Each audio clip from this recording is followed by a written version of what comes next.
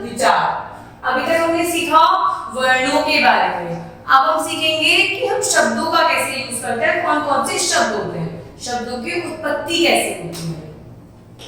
नीचे लिखे शब्द अनेक वर्णों के मेल से बने हैं, ध्यान पूर्वक पढ़िए। पर्दा, पर्दा तो क्या बना बेटा, पर्दा। कैंची तो क्या बनी बेटा, कैंची। ढोलक तो क्या बना बेटा, ढोलक। समोसा क्या बना बेटा, समोसा। इन सब का एक निश्चित अर्थ है, तो आप सब जानते हैं कि इनका एक प्रॉपर अर्थ निकलता है। तो वर्णों का वह सार्थक मेल जिसका एक निश्चित अर्थ होता है शब्द कहलाता है। यदि वर्णों के मेल से जब कोई शब्द बनता है और उसका अर्थ नहीं निकलता तो वो शब्द नहीं कहलाता, पर यदि उसका अर्थ निकलता है तो हम उसको शब्दों की श्रृंखला में रखते हैं। अब यदि हम इन शब्दों के वर्णों का क्रम बदलते हैं, जैसे दर्पा, चीके, कलढो, सामोस, तो क्या इनका कोई अर्थ निकल पा रहा है, नहीं निकल पा रहा, पर बने ये उन्हीं वर्णों से हैं जिन वर्णों से ऊपर वाले सार्थक शब्द बने थे, तो ये शब्द नहीं कहलाएंगे। ऊपर दिए गए वर्णों के मेल का कोई अर्थ नहीं निकलता, अतः ये वर्ण के ये मेल शब्द नहीं कहला सकते, इन्हें हम शब्द की संज्ञा नहीं दे सकते। अब शब्द कितने प्रकार के होते हैं बेटा, दो प्रकार के होते हैं, सार्थक शब्द, निरर्थक शब्द। ठीक है, एक तो हमारे पास है सार्थक शब्द और एक हमारे पास है निरर्थक शब्द। जिन शब्दों से कुछ अर्थ निकलते हैं उन्हें हम सार्थक शब्द कहते हैं, जैसे पुस्तक, गेंद, फूल, कलम, कुर्सी। इनका एक प्रॉपर अर्थ है, ये कोई वस्तु है, तो इन्हें कैसे शब्द कहेंगे बेटा, सार्थक शब्द। निरर्थक शब्द जिन शब्दों का कोई अर्थ नहीं होता वो निरर्थक शब्द कहलाते हैं, जैसे गोटी, वाय, वाणी आदि। क्या इनका कोई अर्थ है, क्या इनका कोई मतलब है, तो ये कैसे शब्द है, निरर्थक शब्द। यद्यपि इन्हीं शब्दों के साथ कभी कभी यूं ही जोड़ दिया जाता है, जैसे रोटी बोटी, चाय वाय, पानी वानी आदि, तो फिर भी शब्दों की श्रृंखला में आ जाते हैं, पर इन शब्दों को निरर्थक शब्द ही कहा जाता है। शब्दों के प्रकार, शब्दों के चार प्रकार होते हैं, अर्थ के आधार पर, प्रयोग के आधार पर, रचना के आधार पर, उत्पत्ति के आधार पर। अर्थ के आधार पर शब्द के भेद।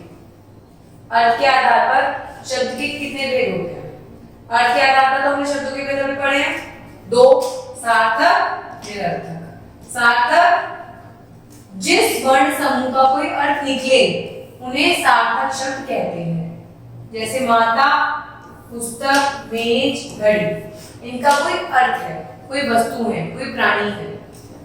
निरर्थक जिस वर्ण समूह का कोई अर्थ नहीं निकलता उन्हें निरर्थक शब्द कहते हैं। ऐसे शब्द वाक्य में प्रयुक्त होकर अर्थ देते हैं, जैसे धाए धाए, गड़गड़ाहट, छक छक, बड़बड़ आदि। व्याकरण में केवल सार्थक शब्दों पर ही विचार किया जाता है। व्याकरण में जो मान्यता होती है वो सार्थक शब्दों की होती है। अब हम पढ़ेंगे प्रयोग के आधार पर, ध्यान से पढ़ते हैं। बालिका स्कूल जाती है, बालिकाएं स्कूल जाती हैं। गाय और भैंस घास चर रही हैं, गाय भैंसें घास चर रही हैं। पहले और दूसरे वाक्यों में कुछ शब्दों में लिंग, वचन और कारक आदि के कारण परिवर्तन हो गया। बिल्कुल, बालिका है तो बालिकाएं हो गई, गाय और भैंस है तो गाय और भैंसें हो गई, क्योंकि क्या हो गया, वचन बदल गए। जैसे पहले वाक्य में बालिका शब्द दूसरे वाक्य में बालिकाएं बन गया, जाती है के स्थान पर जाती है हो गया, है ना। इस प्रकार वाक्य में प्रयोग के आधार पर शब्द दो प्रकार के माने जाते हैं, पहला विकारी, दूसरा अविकारी।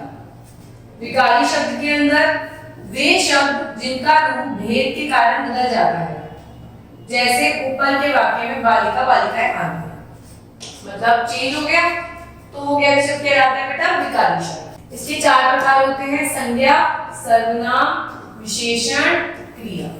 अविकारी शब्द वे शब्द जिनका रूप नहीं बदलता, जैसे और, तथा, हाय, धीरे धीरे आदि। भाई जिन शब्दों को हम संज्ञा, सर्वनाम, विशेषण, लिंग, वचन के आधार पर बदल सकते हैं वो होते हैं विकारी शब्द। और जिनका हम अपना जो लिखा हुआ है वो चेंज नहीं कर सकते तो वो कैसे होते हैं बेटा? अविकारी शब्द। इसके 4 प्रकार होते हैं: क्रिया विशेषण, संबोधक, योजक और विस्मयक। अब पढ़ते हैं हम रचना के आधार पर शब्द के भेद। 3 होते हैं: रूढ़ शब्द, यौगिक शब्द, योग रूढ़ शब्द। इन्हें पढ़ते हैं, इनमें क्या होता है?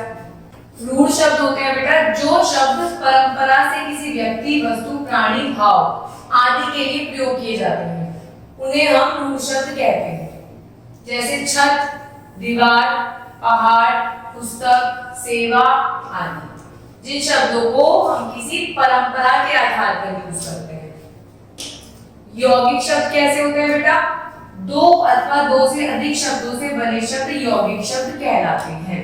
जैसे शिक्षा प्लस आलय तो क्या बना बेटा? शिक्षालय। दीप प्लस आवली क्या बना? दीपावली। हिम प्लस आलय हिमालय। पाठ प्लस शाला पाठशाला।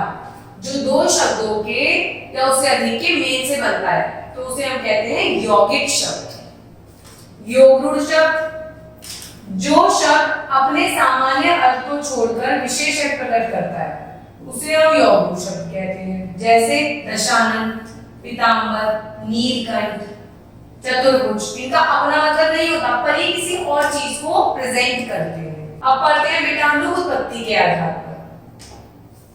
उत्पत्ति के आधार पर 4 भागों में बांटा गया है: तत्सम, तद्भव, देशज, विदेशी। तत्सम शब्द कौन से होते हैं बेटा? जो शब्द संस्कृत भाषा से ग्रहण किए गए हैं, जैसे संस्कृत भाषा के अंदर हैं हम उनको वैसे ही यूज करते हैं, वो कहलाते हैं तत्सम शब्द। जैसे उच्च, माता, पिता, गुरु, साधु, पुस्तक, पत्र, रात्रि आदि। तद्भव जो शब्द संस्कृत भाषा से थोड़ा परिवर्तित होकर हिंदी भाषा में प्रयुक्त होते हैं। तत्सम में हमने संस्कृत के वर्ड्स का एज इट इज यूज करा है। तद्भव में हमने अपने हिसाब से उसे चेंज कर लिया हिंदी भाषा में। जैसे दुग्ध को दूध, अग्नि को आग, घृत को घी, सप्त को सात। तो ये संस्कृत के शब्दों को हमने हिंदी भाषा में चेंज कर लिया है, उन्हें कहेंगे तद्भव शब्द। देशज शब्द जो शब्द भारत की प्रांतीय भाषाओं से लिए गए हैं विदेशी या देशज शब्द कहलाते हैं। खिड़की, पगड़ी, लड़की, शीशा, लड़का, पेटी आदि।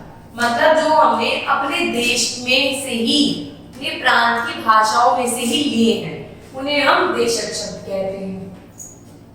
विदेशी शब्द जो शब्द विदेशी भाषाओं से हिंदी में आए हैं उन्हें विदेशी शब्द कहते हैं। जैसे अंग्रेजी से कौन कौन से शब्द लिए गए हैं? पेन, पेंसिल, रेडियो, टेलीविजन आदि। अरबी से कौन से लिए गए हैं? कानून, औरत, मकान, कलम आदि। तुर्की से चाकू, कैंची। ये मतलब हमारी भाषा के शब्द नहीं है, ये इन भाषा से हम लेते हैं और यूज करते हैं। लाश, कालीन आदि। फारसी से दरोगा, खर्च, कागज, फौज आदि। पुर्तगाली से तौलिया, पिस्तौल, कमरा, कमला आदि। और भी इनके अलावा भी बहुत सारे शब्द लिए गए हैं। ये शब्द आपको बताए गए हैं आपके ज्ञान के लिए कि विदेशी शब्द कौन से होते हैं, देशी शब्द कौन से होते हैं और किस तरीके के शब्द होते हैं और किस किस प्रकारों में शब्दों की श्रेणी में शब्दों को रखा गया है। Thank you.